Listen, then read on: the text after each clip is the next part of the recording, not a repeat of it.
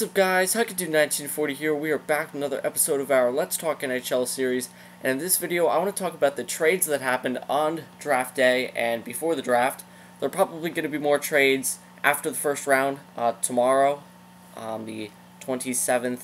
There are still rounds 2 through 7 to go, so there are probably bound to be a few more trades with players in there and stuff like that. But I just want to talk about the trades that happened at the draft and before the draft. And I'm only going to discuss players that involved players, trades that involve players, not pick-for-pick trades. I'm not going to discuss those because there's picks being tossed around. We won't know until the way future what those players even turn out to be. So there are two main teams I want to talk about because two teams had huge days: the Boston Bruins and the Buffalo Sabres. One had a huge day for the better and one for the worse. And I want to first talk about the Buffalo Sabres, and they started off the day by acquiring goaltender Robin Lehner and forward David Legwand from the Ottawa Senators in exchange for their own 21st overall pick in the draft. So, Ottawa gets the 21st overall pick, and Buffalo gets goaltender Robin Lehner and forward David Legwand. And then the other trade that they made was the Buffalo Sabres acquire forwards Ryan O'Reilly and Jamie McGinn from the Colorado Avalanche in exchange for defenseman Nikita Zadorov and forwards Mikhail Grigorenko and JT Compher, as well as the 31st pick overall in the 2015 draft. So, two huge trades for the Buffalo Sabres. And what both deals bring is it brings leadership, and why I say the Sabres had an amazing day is because they also drafted, of course, Jack Eichel, second overall. And so the Sabres added Jack Eichel, who is a generational player. He's going to be a superstar in the NHL, so they drafted Jack Eichel in the middle to go with guys like Zegmas Girgensons, Sam Reinhart, Tyler Ennis, I think, plays the wing now, but he could play center, Cody Hodgson. You got a whole bunch of centers now, and Jack Eichel fits right in there.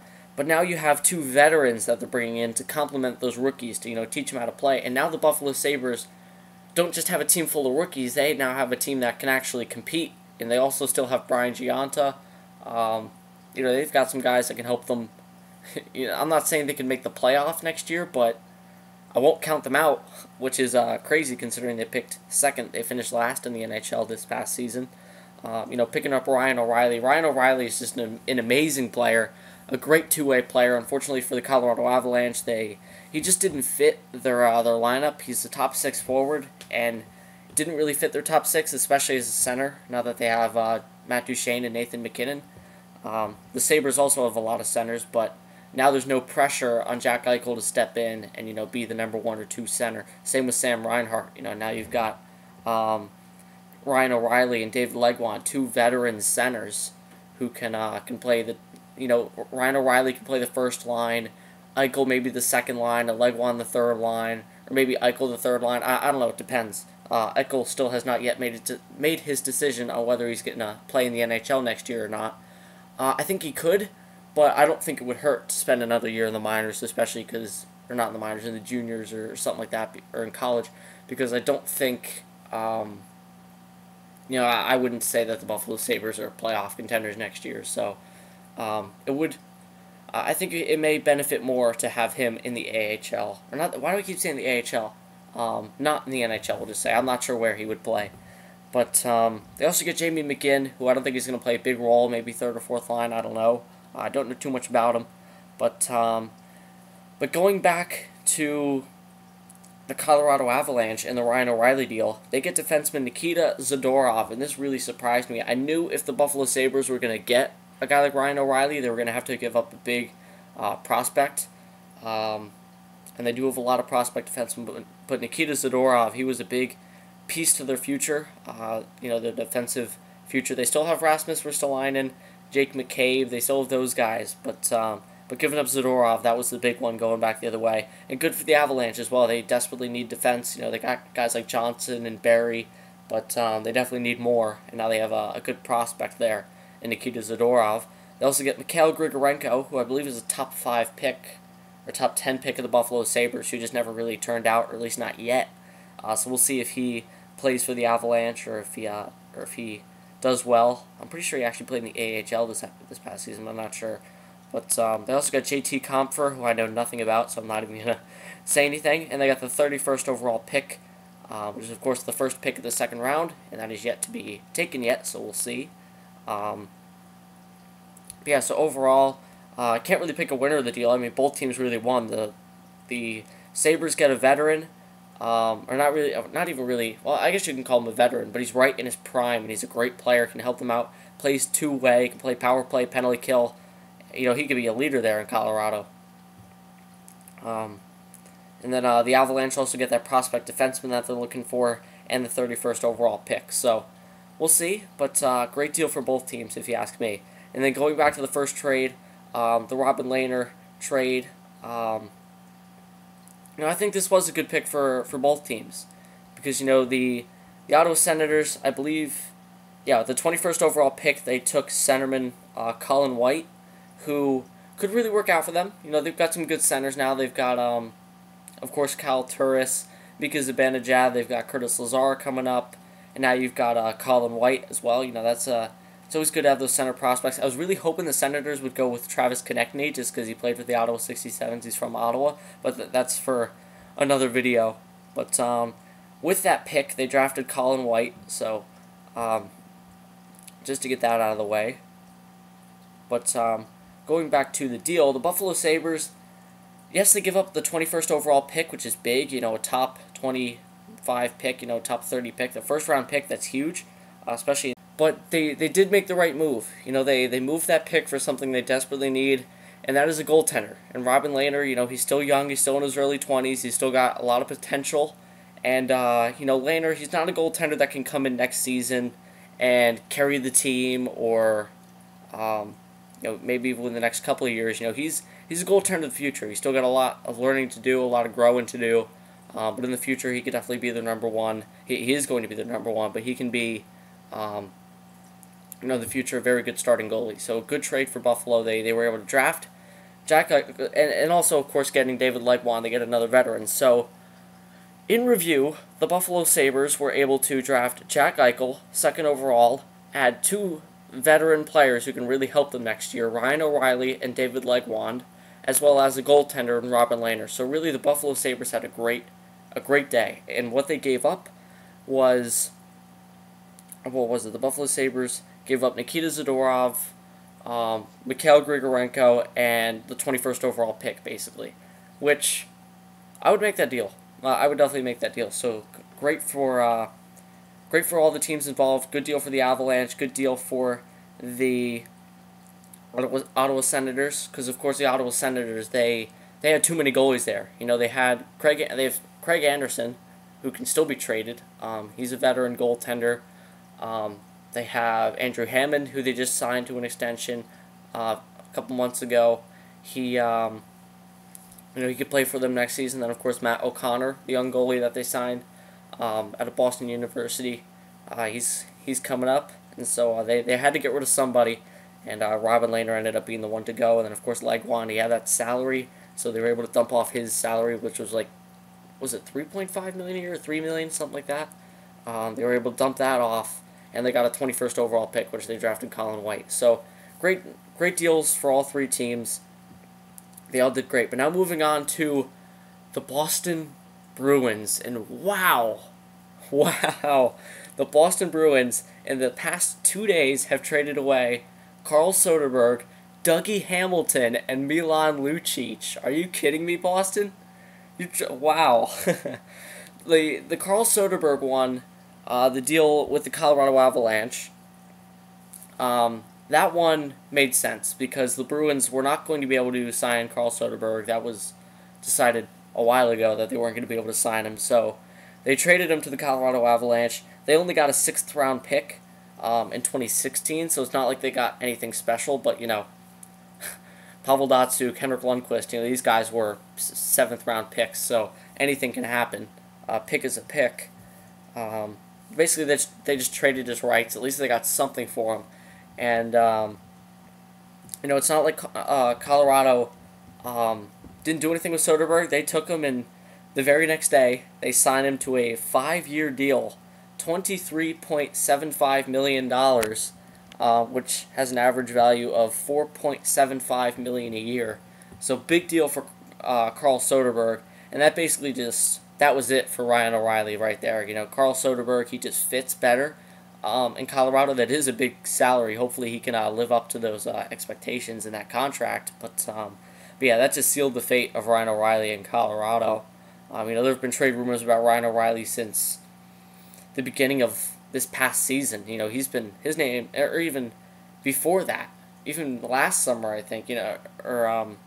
His name has just been out there for a long time, and he finally got dealt today to the Buffalo Sabres. But yeah, so trading Carl Soderberg, and then they ended up signing him, the Colorado Avalanche, to that 5-year deal. So we'll see if he works out there. But that one was expected for Boston. Now this upcoming one, I didn't expect this at all. I knew there were problems going on with, there were talks about offer sheets and all that kind of stuff, and I figured, wow, it'd be really interesting to see if an offer sheet gets signed and if the Bruins can match it or not. I did not expect a trade at all. But the Boston Bruins trade Dougie Hamilton to the Calgary Flames in exchange for a 2015 first-round pick and 2 second-round picks. Wow. And this one, I'm blown away. My jaw just dropped. I could not believe the Bruins traded Dougie Hamilton. Because, this isn't even like a rebuild move. Them trading Milan Lucic, which I'll get to in a second, that's a rebuilding move. This is not a rebuilding move. This is horrible. What? I know why they did it, but wow, how old is Dougie Hamilton? Like 22 years old? Maybe 23? He's somewhere there, early 20s. He's the future of their franchise. He's their best defenseman right now. Arguably he's already better than Char. Char's on the decline. Dougie Hamilton just had his best season in the NHL last year. Dougie Hamilton's, he was going to be the face of the franchise. He was their defensive pillar, basically. And after losing, now just think about what the Bruins have lost on defense over the past few years. They've lost Johnny Boychuk. Now they lose Dougie Hamilton. They're about to lose Dennis Seidenberg. They're trying to get rid of him, trying to make cap space. Eventually, whether it's this offseason or after next year, who knows? But Zdeno Chara is going to go, whether he retires or whether they trade him. They're losing these guys left and right. Now all they've got left is guys like Torrey Krug and Adam McQuaid. Man, not poor Boston, just Boston. Oh, man, that's crazy. But the Calgary Flame fans, if I was a Calgary Flames fan right now, I am so excited for the future right now, because you guys have a great future ahead of you guys. Captain Mark Giordano, this guy just had an amazing career season. You guys signed Jonas Hiller, and he did well for you guys. I've also got young goalies coming up in the minors. You've also got Kari Ramo, who's the backup. I believe he played in the playoffs for you guys. You've got, of course, Johnny Gaudreau, Johnny Hockey, Sean Monahan, Sam Bennett. You guys just have all these players coming up, and now you add Dougie Hamilton. That is just unbelievable. The Flames' defense really surprised me this year with guys like Giordano, Dennis Wideman, Chris Russell, and now you throw in Dougie Hamilton, who could be a superstar in the NHL one day, if not within the next couple of years. That's just insane. But what the Bruins got, they got a first-round pick and 2 second-round picks. Hold on a second. Let me just see what player they got with that pick, because I know the Bruins had a few picks, and I'll get to those later. But with that 15th overall pick, the Bruins selected forward Zach Senyshyn. I don't know if that's how you pronounce his name exactly, but yeah, and I know he was projected to go like 40th or something like that in the draft, and they took him 15th.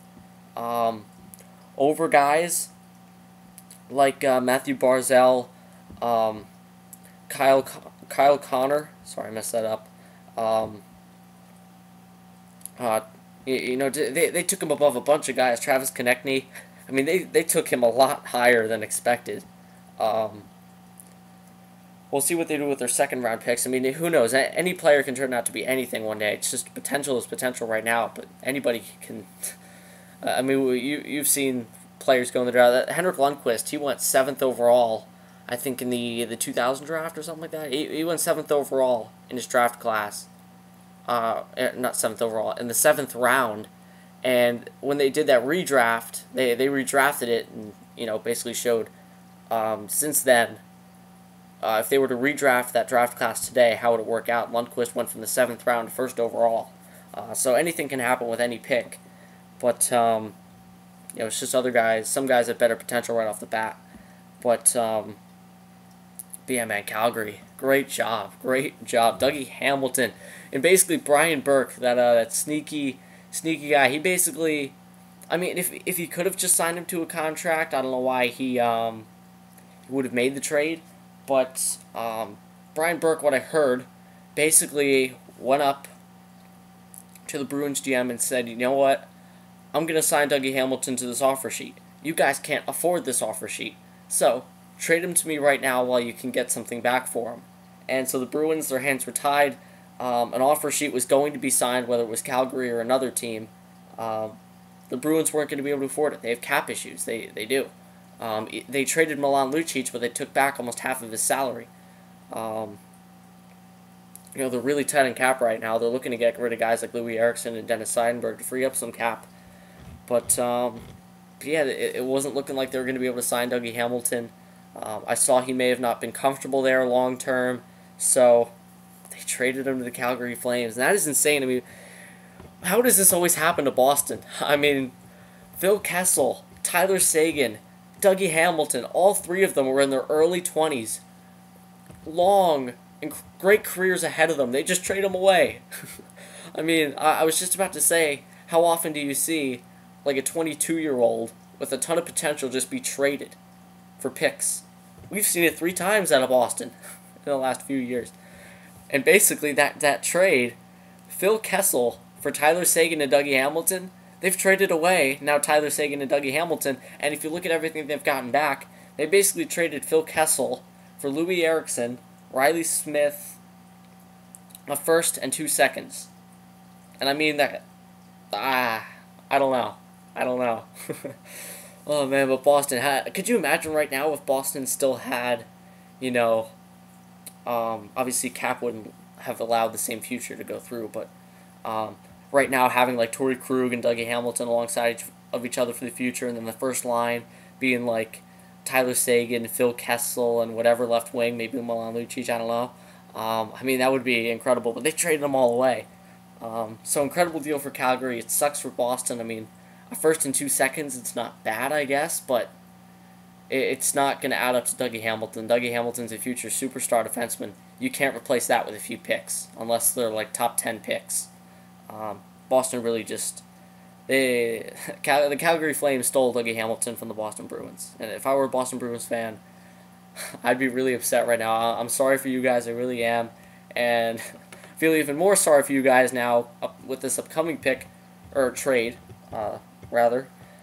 Milan Lucic has been traded to the Los Angeles Kings in exchange for goaltender Martin Jones, defenseman Colin Miller, and the 13th overall pick in the draft. So the Bruins selected number 13, 14, and 15. I'll get to their picks in a minute, just because it kind of mixes with the whole trade. Actually, no, I won't get to their picks. I'll talk about the picks in the next video. I'm going to make a video kind of like this, but reviewing the top 30 picks in the draft. So I'll talk about the Bruins' 3 picks in a row then. But yeah, and included in this deal, the Bruins retained $2.7 million out of Lucic's $6 million contract, so almost half of it. We know the Kings have cap problems with guys like Mike Richards. It looks like they might trade Alec Martinez to free up cap space. They're still trying to get Andre Sekera signed, who they traded for this past season's deadline.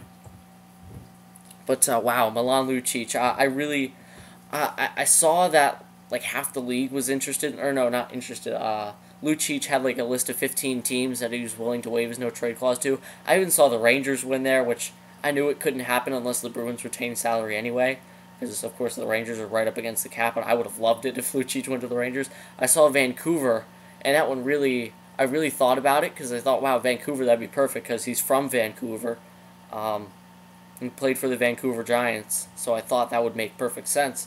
But he went to the LA Kings, and again, my jaw just dropped. I was eating dinner, and my phone went off, and I look at it, and I see the NHL update, and it says Lucic traded to the Kings, and I was so shocked. It was like it was a mix of excitement because I don't care if it's not the Rangers. I always get so excited when teams make a big trade or anything like that. I love seeing moves and players playing in different places, especially when it surprises me. And this one, I was just, I was so just psyched for this deal just because, I mean, this is the future of the Bruins right here. I mean, the Bruins, it's safe to say now the Bruins are, I wouldn't say they're out of contention. I wouldn't say they're done, but and the Bruins are in a really, they're in a really awkward situation right now because I wouldn't say they're in a rebuild just yet, which is crazy to say because they just got rid of Dougie Hamilton, their future defenseman,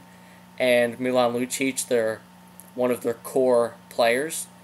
But they've still got players like Zdeno Chara. He's not done yet. They've still got Torrey Krug coming up. They still got Tuukka Rask, who's in the prime of his career. Was Rask going to go eventually within the next couple of years? I know they have Malcolm Subban coming up. Now they've gotten Martin Jones, even though I think I saw something like Martin Jones could still be traded for more picks. I don't know. But they've still got Bergeron. They still got Krejci.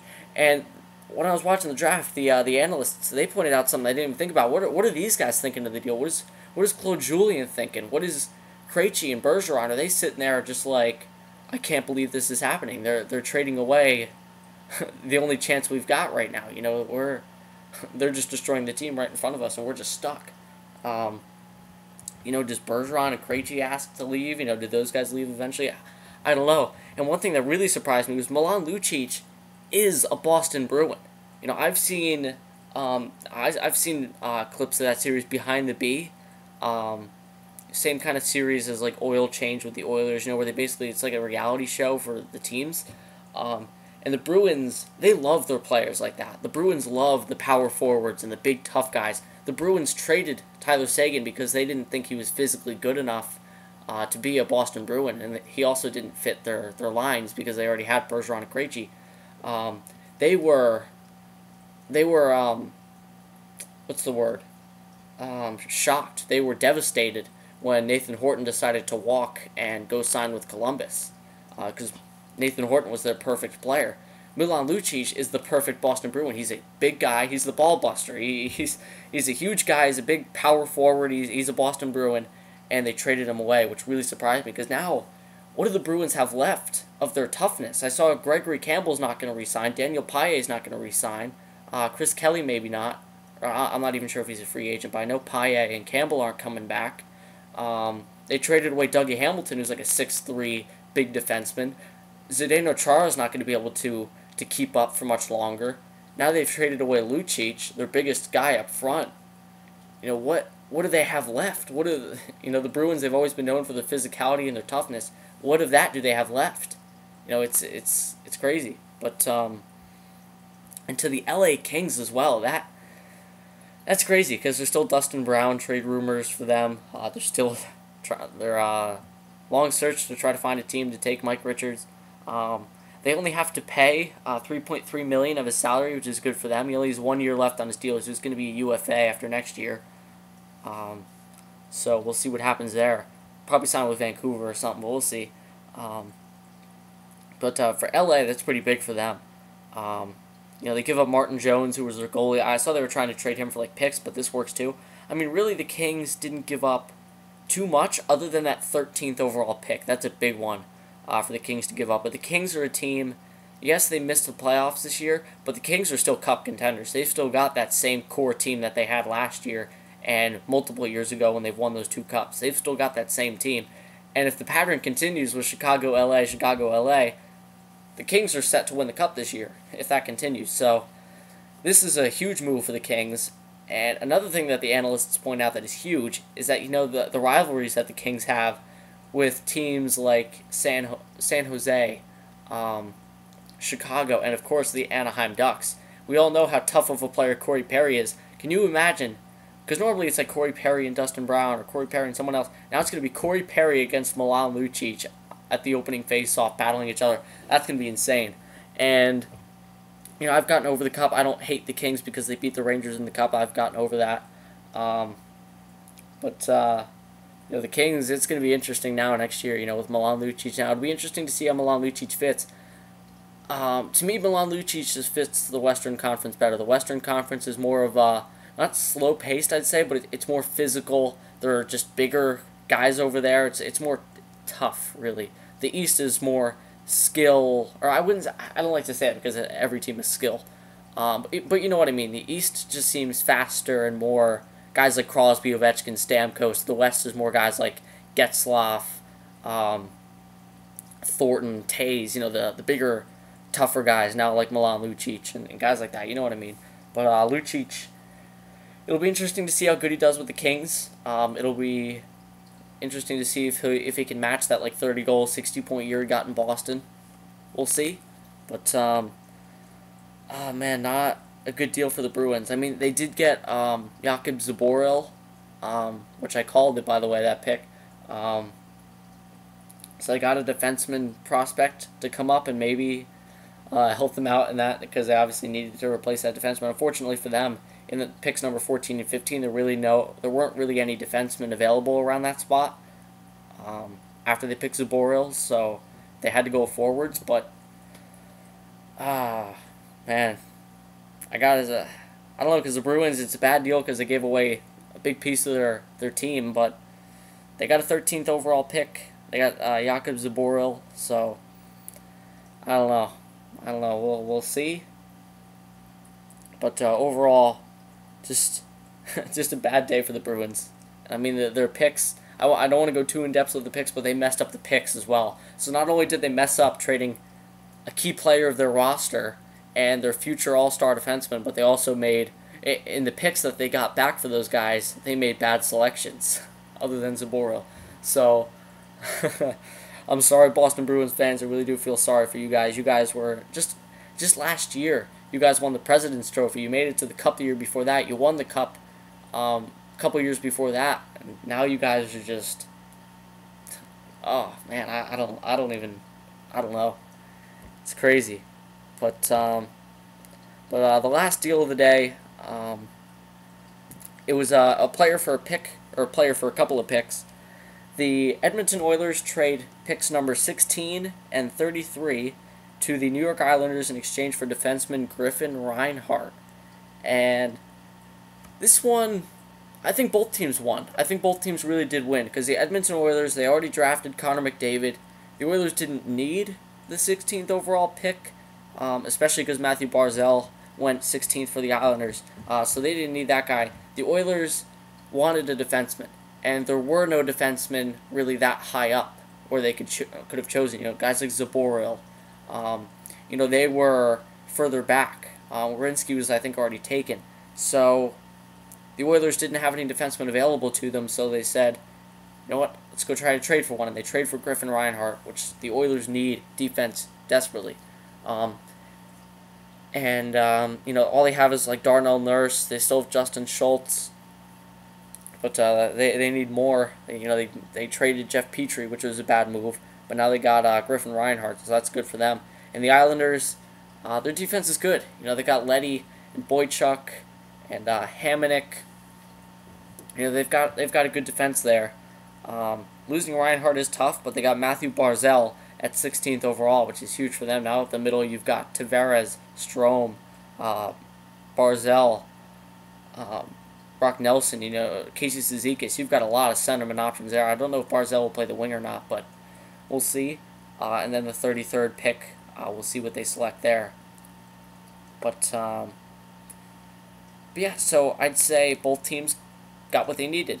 The Islanders got Matthew Barzal, who's really going to help out their forwards for the future. The Islanders are going to be a really good team in the future, man. The Eastern Conference, the three teams of the future are the New York Islanders, the Buffalo Sabres, and the Tampa Bay Lightning. Those three teams are going to be really good in the next few years. Those are going to be the top competitors. But yeah, the Oilers also, like I said, get what they needed in defenseman Griffin Reinhart. So those are the trades of the day. I don't think I forgot any.